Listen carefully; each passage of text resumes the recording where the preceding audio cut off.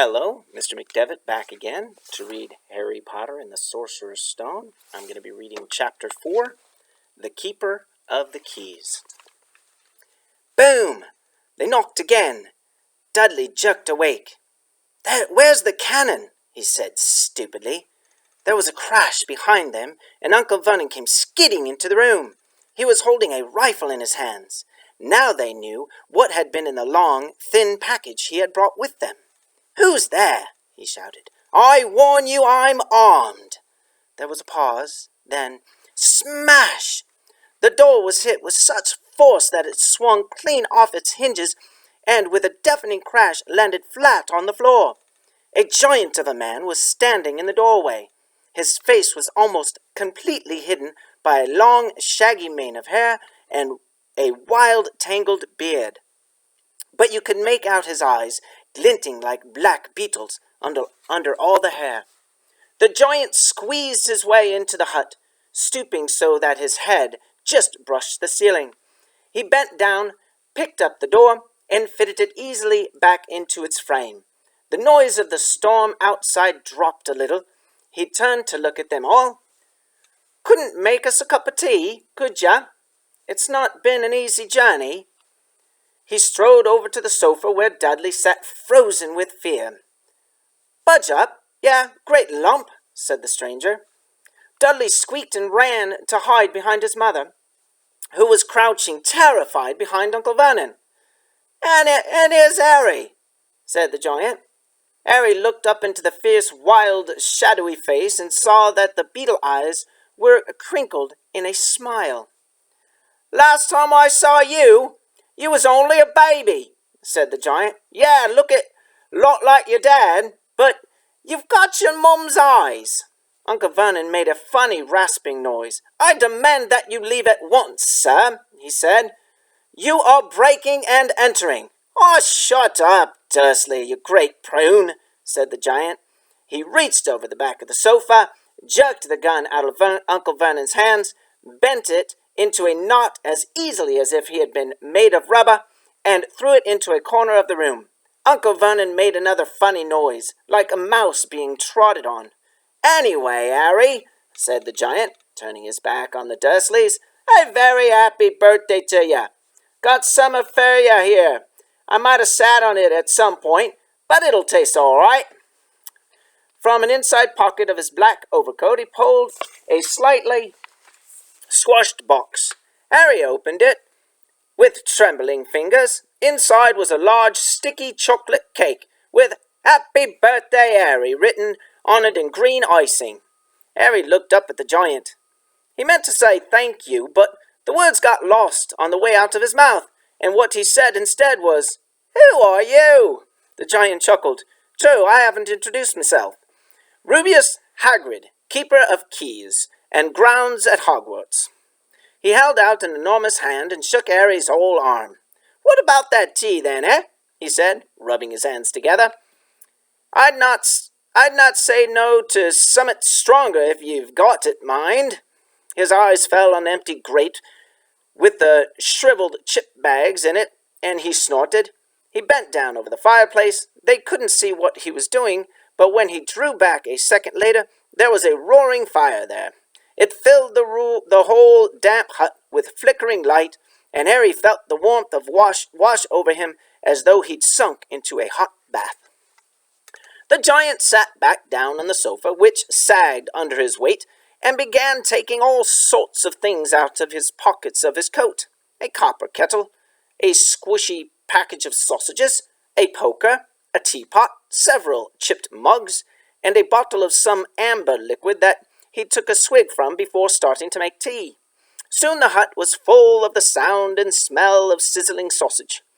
Nobody said a thing while the giant was working, but as he slid the first 6 fat, juicy, slightly burnt sausages from the poker, Dudley fidgeted a little. Uncle Vernon said sharply, "Don't touch anything he gives you, Dudley." The giant chuckled darkly. "Your great puddin' of a son done feed fattening any more, Dursley. Don't worry." He passed the sausages to Harry, who was so hungry he had never tasted anything so wonderful. But he still couldn't take his eyes off the giant. Finally, as nobody seemed about to explain anything, he said, "I'm sorry, but I still don't really know who you are." The giant took a gulp of tea and wiped his mouth with the back of his hand. "Call me Hagrid," he said. "Everybody does. And like I told you, I'm keeper of the keys at Hogwarts. Y'all know all about Hogwarts, of course." No," said Harry. Hagrid looked shocked. "Sorry," Harry said quickly. "Sorry?" barked Hagrid, turning to stare at the Dursleys, who shrank back into the shadows. "It's them as should be sorry. I knew you weren't getting your letters, but I never thought you weren't even know about Hogwarts. Fair crying out loud. Did you never wonder where your parents learned it all?" "All what?" asked Harry. "All what?" Hagrid thundered. "Now wait just a second." He had leaped to his feet. In his anger, he seemed to fill the whole hut. The Dursleys were cowering against the wall. "Do you mean to tell me," he growled at the Dursleys, "that this boy knows nothing about anything?" Harry thought this was going to be a bit far. He had been to school, after all, and his marks weren't bad. "I know some things," he said. "I can't, do math and stuff." But Hagrid simply waved his hand and said, "About our world, I mean. Your world. My world. Your parents' world." "What world?" Hagrid looked as if he was about to explode. "Dursley!" he boomed. Uncle Vernon, who had gone very pale, whispered something that sounded like "Mibbly wibbly." Hagrid stared wildly at Harry. "But ye must know about your mum and dad," he said. "I mean, they're famous. You're famous." "What? My mum and dad weren't famous, were they?" You don't know. Hagrid ran his fingers through his hair, fixing Harry with a bewildered stare. "You don't know what you are," he said finally. Uncle Vernon suddenly found his voice. "Stop!" he commanded. "Stop right there, sir. I forbid you to tell the boy anything."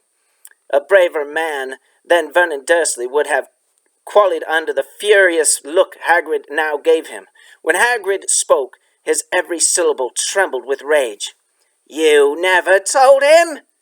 Never told him what was in the letter Dumbledore left for him? I was there. I saw Dumbledore leave it. Dursley, and you've kept it from him all these years?" "Kept what from me?" said Harry eagerly. "Stop! I forbid you!" yelled Uncle Vernon in a panic. Aunt Petunia gave a gasp of horror.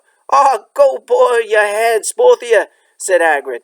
"Harry, you're a wizard!" There was silence inside the hut. Only the sea of the whistling wind could be heard. "I'm a what?" gasped Harry. "A wizard, of course," said Hagrid, sitting back down on the sofa, which groaned and sank ever lower. "And thumping good 'un, I'd say, once you've been trained up a bit. But a mum and dad like yours, what else would you be? I reckon it's about time you read your letter." Harry stretched out his hand at last to take the yellowish envelope addressed in emerald green to Mr. H. Potter, the floor, Hutton, the Rock, the Sea. He pulled out the letter and read, "Hogwarts, School of Witchcraft and Wizardry. Headmaster, Albus Dumbledore, Order of Merlin, First Class, Grand Sorcerer, Chief Warlock, Supreme Mugwump, International Confederate of Wizards. Dear Mr. Potter, we are pleased to inform you that you have been accepted at Hogwarts School of Witchcraft and Wizardry. Please find enclosed a list of all the necessary books and equipment. Term begins on September 1st. We wait your owl by no later than July 31st. Yours sincerely, Minerva McGonagall, Deputy Headmistress." Questions exploded inside Harry's head. Like fireworks, he couldn't decide which to ask first. After a few minutes, he stammered, "What does it mean? They await my owl." "Gallop and Gorgons. That reminds me," said Hagrid, clapping a hand to his forehead. with enough force to knock over a cart horse, and from yet another pocket inside the overcoat he pulled an owl, a real live, rather ruffled-looking owl, a long quill, and a roll of parchment. With his tongue between his teeth, he scribbled a note that Harry could read upside down. Dear Professor Dumbledore, given Harry his letter, taking him to buy his things tomorrow. Weather's horrible. Hope you're well. Hagrid. Hagrid rolled up the note, gave it to the owl, which clamped it in his beak, went to the door, and threw the owl out into the storm. Then he came back and sat down, as though this was as normal as talking on the telephone. Harry realized his mouth was open and closed it quickly. Where was I? Said Hagrid. But at that moment, Uncle Vernon, still ashen-faced but looking very angry, moved into the firelight. He's not going, he said. Hagrid grunted. I'd like to see a great muggle like you stop him, he said. Oh, what? Said Harry, interested. A muggle, said Hagrid, is what we call non-magic folk, like them. And it's your bad luck you grew up in a family of the biggest muggles I ever laid eyes on. We swore when we took him in we'd put a stop to that rubbish, said Uncle Vernon. Swore we'd stamp it out of him. Wizard indeed. You knew? Said Harry. You knew I'm a wizard? Knew? Shrieked Aunt Petunia suddenly. Knew? Of course we knew. How could you not be? My dratted sister, being what she was, she got a letter just like that and disappeared off to that school and came home every vacation with her pockets full of frog spawn, turning teacups into rats. I was the only one who saw her for what she was, a freak. But for my mother and father, oh no, it was Lily this and Lily that. They were proud of having a witch in the family. She stopped to draw a deep breath and then went ranting on. It seemed she had been wanting to say all this for years. Then she met that Potter at school and then left and got married and had you. And of course, I knew you'd be just the same, just as strange, just as abnormal. And then, if you please, she went and got herself blown up and we got landed with you. Harry had gone very white. As soon as he found his voice, he said, Blown up? You told me they died in a car crash. Car crash? Roared Hagrid, jumping up so angrily that the Dursleys scuttled back to their corner. How could a car crash kill Lily and James Potter? It's an outrage, a scandal. Harry Potter not knowing his own story when every kid in our world knows his name. But why? What happened? Harry asked urgently. The anger faded from Hagrid's face. He looked suddenly anxious. I never expected this, he said, in a low, worried voice. I had no idea when Dumbledore told me there might be trouble getting hold of you. How much you didn't know? Oh, Harry, I don't know if I'm the right person to tell you, but someone's got to. You can't go off to Hogwarts not knowing. He threw a dirty look at the Dursleys. Well, it's best you know as much as I can tell you. Mind, I can't tell you everything. It's a great mystery, parts of it. He sat down, stared into the fire for a few seconds, and then said, It begins, I suppose, with a person called, but it's incredible you don't know his name. Everybody in our world knows. Who? Well, I don't like saying the name if I can't help it. You know, no one does. Why not? Gulp and gargoyles, Harry. People are still scared. Blimey, this is difficult. See, there was this wizard who went bad as you could go. Worse, then worse. His name was... Hagrid gulped, but no words came out. Could you write it down? Harry suggested. No, can't spell it. All right. Voldemort. Hagrid shuddered. Don't make me say it again. Anyway, this wizard, about 20 years ago now, started looking for fellas. Got 'em, too. Some weird afraid, some were afraid, some just wanted a bit of his power, 'cause he was getting himself power, all right. Dark days, Harry. Didn't know who to trust, didn't dare get friendly with strange wizards or witches. Terrible things happened. He was taken over. 'Course, some stood up to him, and he killed 'em, horribly. One of the only safe places left was Hogwarts. Reckon Dumbledore's the only one you know who was afraid of.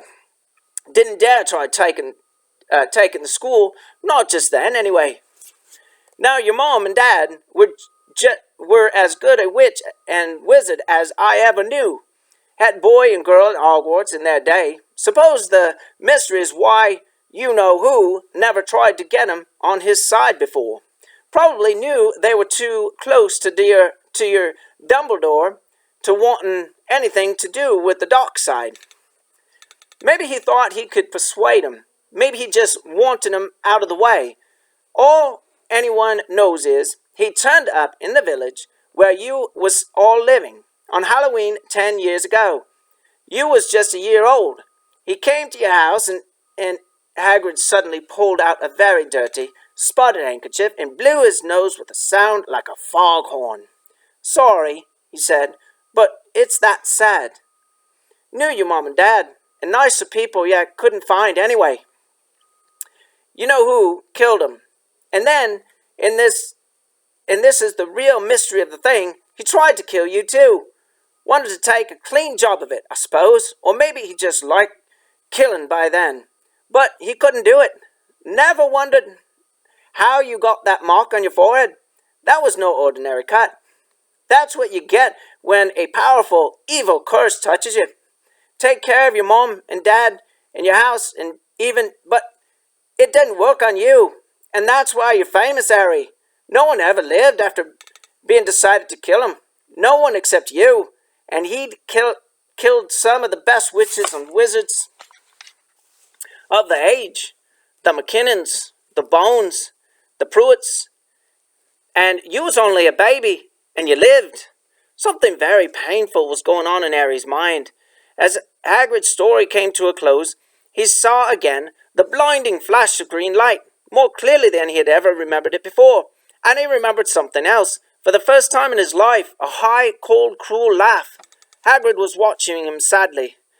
Took you from the ruined house myself, on Dumbledore's orders. Brought you to this lot. Load of old tosh, said Uncle Vernon. Harry jumped.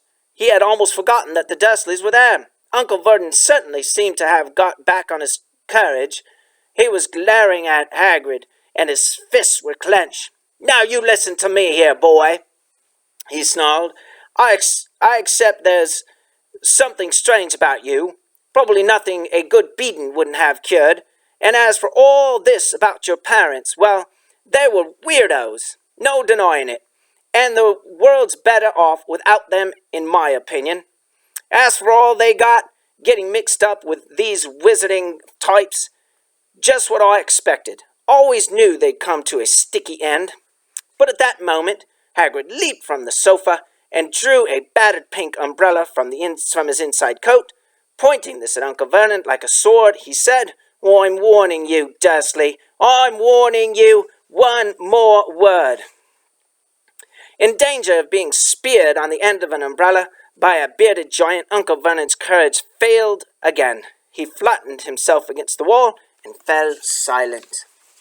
That's better, said Hagrid, breathing heavily, sitting back down on the sofa, which this time sagged right down to the floor. Harry, meanwhile, still had questions to ask, hundreds of them. But what happened to you know who? Good question, Harry. Disappeared. Vanished. Same night he tried to kill you. Makes you even more famous. That's the biggest mystery, he said. He was getting more and more powerful. Why'd he go? Some say he died. Codswallop, in my opinion. Don't know if he had enough human left in him to die. Some say he's still out there, biding his time like, but I don't believe it. People who was on his side came back to ours. Some of them came out of kind of trances. Don't reckon they could have done it if he was coming back. Most of us reckon he's still out there somewhere, but lost in his power. Too weak to carry on. 'Cause something about you finished him, Harry. There was something going on that night he hadn't counted on. I don't know what it was. No one does. But something about you stumped him, all right. Hagrid looked at Harry with warmth and respect blazing in his eyes. But Harry, instead of feeling pleased and proud, felt quite sure there had been a horrible mistake. A wizard? Him? How could he possibly be? He spent his life being clouted by Dudley and bullied by Aunt Petunia and Uncle Vernon, and if he was really a wizard, why hadn't they been turned into warty toads every time they tried to lock him in this cupboard? And if he'd once defeated the greatest sorcerer in the world, how come Dudley had always been able to kick him around like a football? Hagrid, he said quietly, I think you must have made a mistake. I don't think I can be a wizard. To his surprise, Hagrid chuckled. Not a wizard, eh? Never made things happen when you was scared or angry. Harry looked into the fire. Now he came to think about it. Every odd thing that had ever made his aunt and uncle furious with him had happened when he, Harry, had been upset or angry, chased by Dudley's gang. He had somehow found himself out of their reach. Dreading going to school with that ridiculous haircut, he'd managed to make it grow back. And the very last time Dudley had hit him, hadn't he got his revenge without even realizing he was doing it? Hadn't he set a boa constrictor on him? Harry looked back at Hagrid, smiling, and saw that Hagrid was positively beaming at him. See, said Hagrid, Harry Potter, not a wizard. You wait. You'll be right famous at Hogwarts. But Uncle Vernon wasn't going to give in without a fight. Haven't I told you he's not going? He hissed. He's going to Stonewall High, and he'll be grateful for it. I've read those letters, and he needs all sorts of rubbish, spell books and wands, and... If he wants to go, a great muggle like you won't stop him, growled Hagrid. Stop Lily and James Potter's son going to Hogwarts? You're mad! His name's been down ever since he was born. He's off to the finest school of witchcraft and wizardry in the world. 7 years there, and he won't know himself. He'll be with youngsters of his own sort, for a change, and he'll be under the greatest headmaster Hogwarts ever had, Albus Dumbledore. I am not paying for some crackpot old fool to teach him magic tricks, yelled Uncle Vernon. But he had finally gone too far. Hagrid seized his umbrella and whirled it over his head. Never, he thundered, insult Albus Dumbledore in front of me. He brought the umbrella swishing down through the air to a point at Dudley. There was a flash of violet light, a sound like a firecracker, a sharp squeal, and the next second Dudley was dancing on the spot with his hands clasped over his fat bottom, howling in pain. When he turned his back on them, Harry saw a curly pig's tail poking through a hole in his trousers. Uncle Vernon roared, pulling Aunt Petunia and Dudley into the other room. He cast one last terrifying look at Hagrid and slammed the door behind them. Hagrid looked down at his umbrella and stroked his beard. Shouldn't have lost my temper, he said ruefully, but it didn't work anyway. Meant to turn him into a pig, but I suppose he was so much like a pig anyway, there wasn't much left to do. He cast a sideways look at Harry under his bushy eyebrows. Be careful if you didn't mention that to anyone at Hogwarts, he said. I'm not supposed to do magic, strictly speaking. I was allowed to do it a bit to follow you, get your letters to you and stuff. One of the reasons I was so keen to take on the job. Why aren't you supposed to do magic? Asked Harry. Oh, well, I was at Hogwarts myself, but I got expelled. To tell you the truth, in my 3rd year, they snapped me wand in half and everything. But Dumbledore let me stay on as gamekeeper. Great man, Dumbledore. Why were you expelled? It's getting late, and we've got lots to do tomorrow, said Hagrid loudly. Got to get up to town, get all your books and that. He took off his thick black coat and threw it to Harry. You can keep under that, he said. Don't mind if it wriggles up a bit. I think I still have a couple of dormice in my pockets. All right, that's the end of Chapter 4. Next time, Chapter 5.